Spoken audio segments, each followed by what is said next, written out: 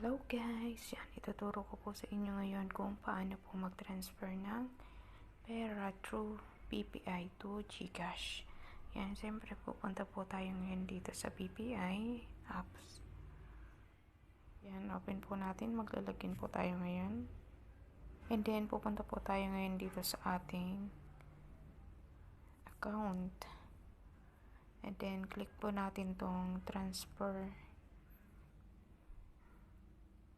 Siyempre, another account.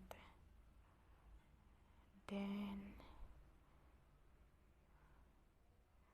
click po natin yung transfer to. Yan. Dahil GCash nga po ang pagsesendan natin. Di sa GCash po tayo pupunta. GCash. Itong GCash.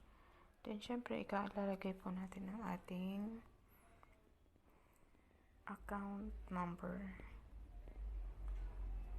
And, syempre, yung account name po natin. Then, kapag napila pa na nga po natin yung lahat, ayan, click po natin ang continue. Continue. And then, kung magkano po yung amount.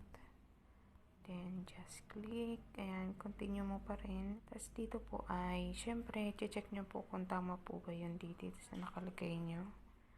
Ayan, double check nyo pa rin po. Ayan, meron po siyang pin na 25 pesos. Syempre, may mobile key po tayo dyan.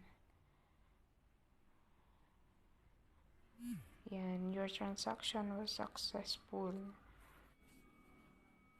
Ayan, ganyan na. Your transaction was successful. Thank you.